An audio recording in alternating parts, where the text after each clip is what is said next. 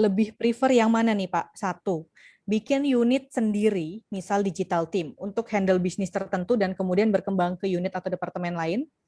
Atau yang kedua, pakai agent masing-masing di unit atau departemen yang ditransformasikan.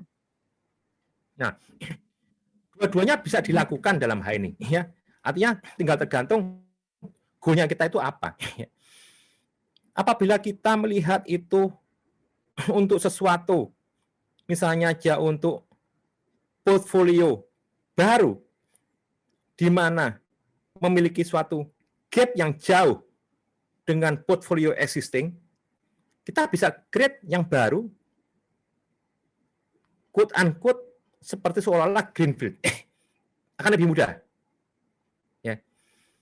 Tapi apabila itu merupakan suatu improvement, kita bisa menggunakan yang existing, kemudian kita leveraging skill, knowledge, dan segala macamnya, ya kita equip mereka untuk bisa mengadopsi sesuatu yang baru, sehingga bisa mengimprove portfolio yang existing. Ya, jadi dua-duanya bisa dilakukan tuh. Artinya good question dalam hal ini, itu bisa dilakukan semuanya. Tinggal tergantung bagaimana kita mau ngambil yang mana. Itu tali yang baru.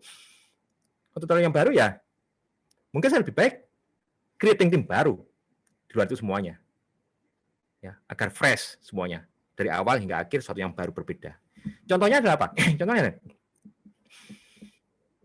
Toyota membuat tim yang baru untuk Lexus. Totally different. Karena Lexus memegang level yang high. Sehingga semua desainnya ya, itu jauh dari desainnya Toyota. Ya, itu bagian dari strategi. Siapa?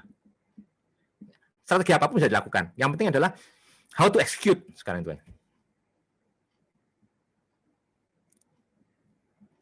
Okay. Pak, terkait dengan tadi ya, kalau kita punya tim inovasi sendiri gitu ya, apa aja sih Pak kendalanya biasanya yang sering terjadi ketika kita memiliki tim inovasi sendiri? Mungkin ya seperti lab innovation, punya fungsi-fungsi yang untuk khusus berinovasi gitu ya. Kira-kira kendalanya apa aja sih Pak kalau kita punya, atau hambatan yang muncul tuh apa aja gitu? Untuk antisipasi mungkin ini ya pertanyaan ini. Gini. Somehow, ya, misalnya kita punya tim inovasi khusus, tim inovasi. Somehow itu di dalam beberapa hal itu juga akan terbentur terkait dengan dukungan dari bisnis unit yang lain. Misalnya gini, ada perusahaan-perusahaan yang memiliki suatu tim R&D, contohnya, ya, memiliki tim research and development.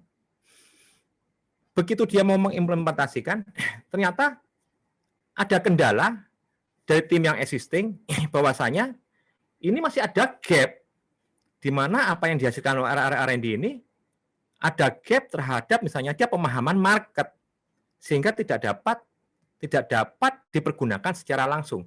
Baik ya baik, tapi dari kacamata siapa? Ya, apakah dari kacamata market ataukah dari kacamata kita sendiri? Ya, sementara yang bisnis unit dia paham bahwa market maunya ini loh. Tapi kalian grade-nya yang ini. Ya.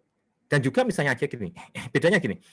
Misalnya ternyata dari yang namanya suatu apa yang dihasilkan itu ternyata membutuhkan suatu dukungan terhadap pengesahan di dalam satu regulasi segala macam yang membutuhkan tim legal. Ini akan berjalannya tidak secepat misalnya kita buat yang namanya suatu horizontal team yang terdiri dari masing-masing bagian ada semuanya saling menunjang. Apa yang dibutuhkan ini ternyata membutuhkan ini, dan diselesaikan dalam satu waktu. Ya di situ artinya, bedanya itu.